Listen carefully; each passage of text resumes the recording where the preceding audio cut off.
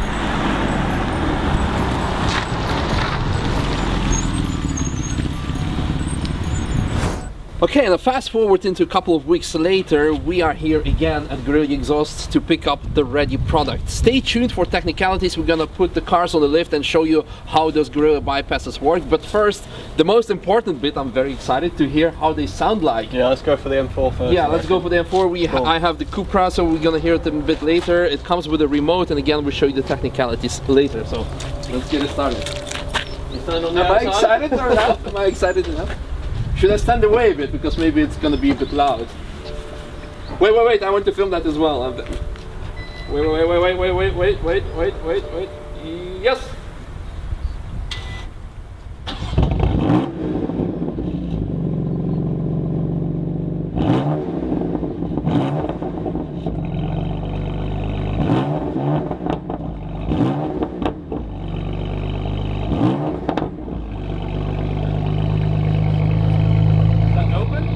Yeah.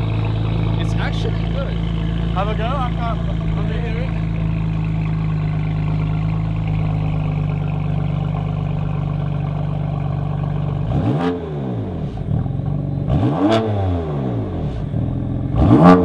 Sounds pretty good.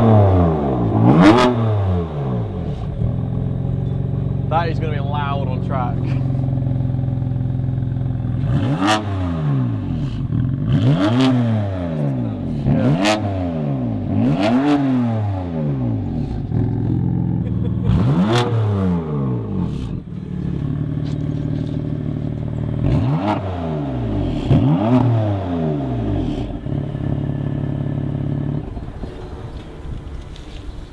I like.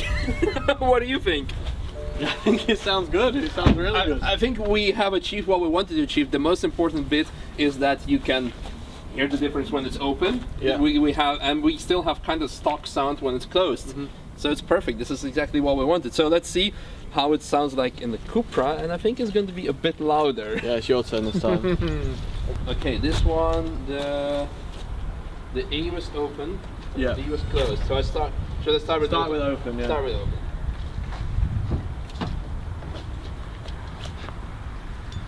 Bucket seats.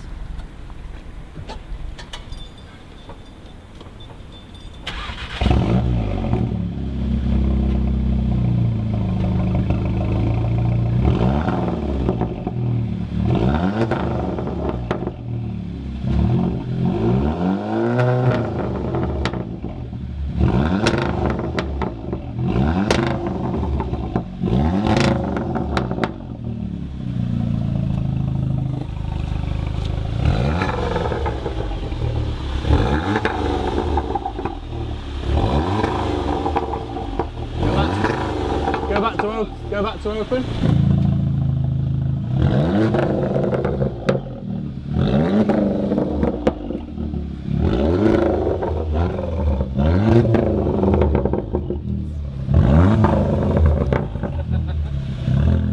Again, perfect. I don't know how it sounds like from outside. Your turn. Okay. You do some revving. So it's open right now, yeah? It's open right now. Let's see, let's see, let's see.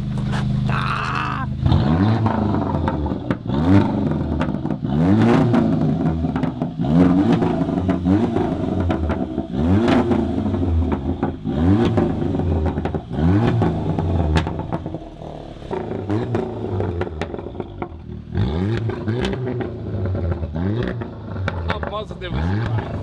Very much. Cool. Well, I guess our face is saying enough. I don't really know what to say. No, this is exactly what we came for. Yeah, exactly. I mean, again, our priority number one was to have something more raw when you wanted to, but also when we are in the car with the customer and they require additional instruction, or just like when us two want to go out and enjoy the track and talk to ourselves and like, well, enjoy the track and having conversation, asking, what are you having for dinner tonight? Well, I don't know, maybe McDonald's? What, did you say Burger King? Well, in this case, it's going to be, well, exactly what we wanted to. Not much more that I can say. So let's go back, do some drive-bys as well, because, well, revving is fun, but we're not a parking lot company. We're Nürburgring car rental company, so there's going to be a lot of driving involved. This is the priority number one. And like I said to you earlier, we're going to put them on the ramp and see how the systems actually work. Yeah, we'll check them out maybe tomorrow, and we'll be good to hear them when they're warm as well. And when they're under load as well, because obviously they sound different when it's under load. So yeah, it should be good. There's no end to this excitement.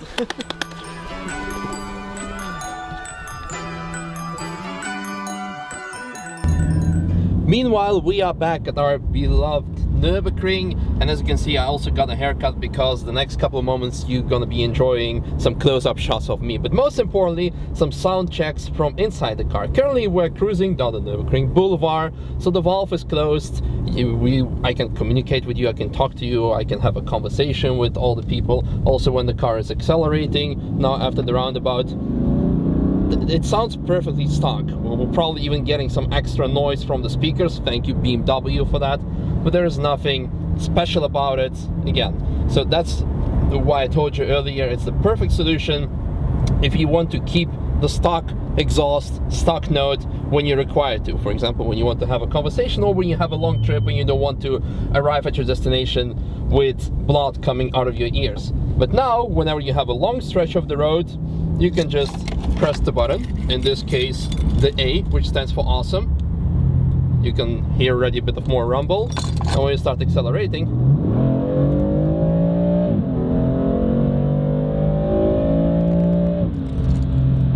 you have a bit of a more bass, more tone. It sounds a lot better. Again, the stock muffler is still present, there is just a bypass, so it just gives you that extra note that you would otherwise only get by replacing the muffler. But then again, you could not, if you would do so, you could not use the stock exhaust or keep the stock sound. So just again, let's do the same acceleration with B. of a bit more modest. The valves are now closed. Let's do another acceleration run. And now open mid acceleration.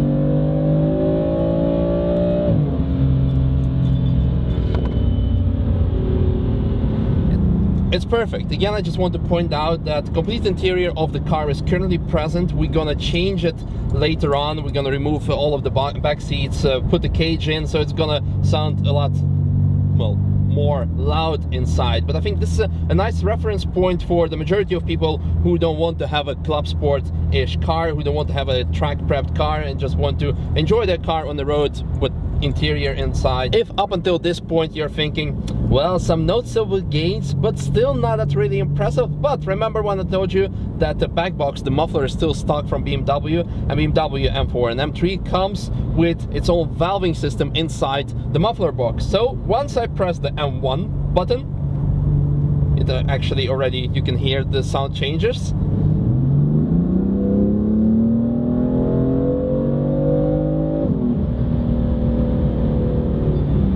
And it becomes even a bit more louder.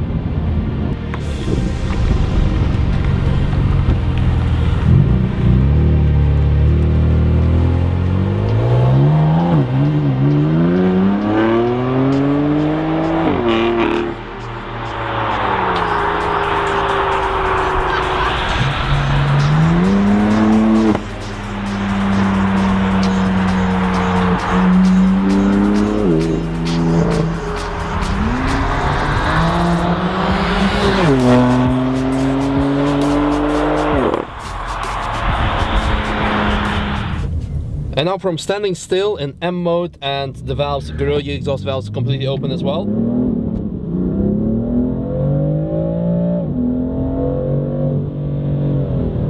Well, all I can say, it adds that extra note that you would want from the exhaust. If you want to go even further, what we are going to do, we're going to take out the interiors, so inside the car is going to sound a lot more louder. But if you personally want to keep the interior stock but add even extra sound to your exhaust, you can take out the mid muffler, the mid box, or even cats. And this is something what we've done to the Cupra. So let's have a closer look or closer listen to that one.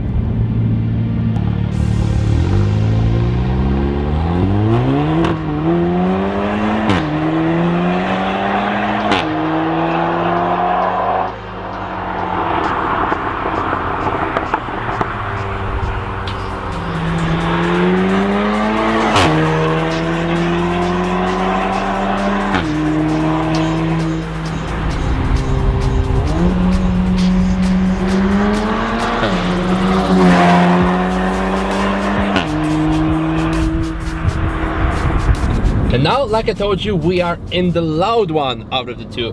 Let's start with the same scenario. First, cruising down the Nürburgring Boulevard, valves are closed. Just a reminder, this car has the mid pipe or the mid muffler delete, so it should sound louder, and it will once we open the valves, because at this point it still kind of sounds stock, almost the same like stock, pretty much the same. I cannot remember that it would sound less loud, or what I want to say, it's not again obnoxious. I mean, you can just drive with it and you hear a bit of rumble, because again, there is no interior in the car as well, unlike we had in the M4. Tom, who is currently filming, drove yesterday back with this car for 200 kilometers, and I can have a look at him. He doesn't have any blood coming out of his ears, so he's totally fine. So I think there's that. But I guess this is not what you all want to hear, right? So let's press the button A for awesome, and well, we have a long stretch up ahead.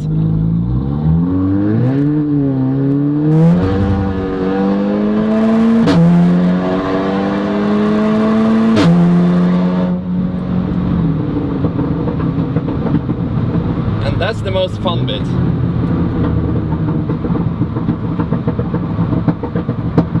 You don't even need to go fast and experience those well-known DSG farts. That's really how they are called in petrolhead language, when you upshift and then you hear the pop. So, for example, this.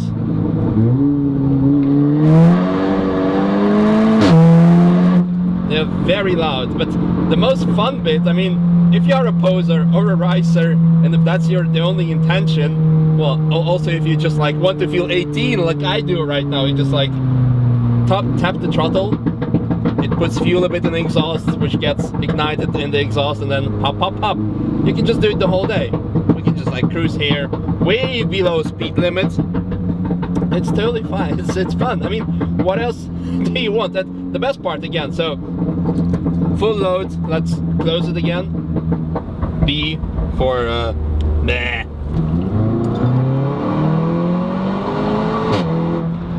And it sounds again stock, and like even by keeping high revs I can still talk to you and there's like no issue at all. And again, open, because I also want closed. Let's you hear a bit of pops, but they are not that intrusive, especially when you come. Maybe you hear them more on the outside, so here's an outside shot.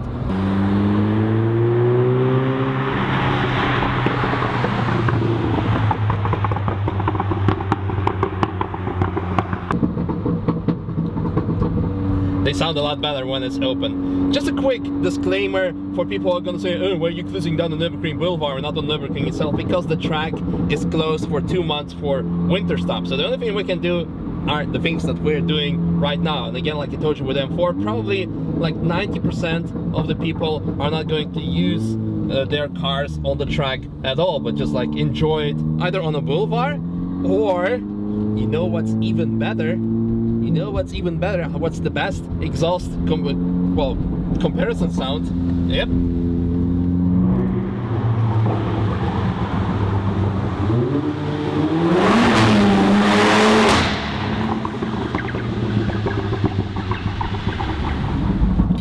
That was pretty loud. Yep. Well, and now on to the technical part. Tim has put the car ready on the lift, and since he is our mechanic guy, well, he can explain you what this is all about, why the car is so loud and can be silent at the same time.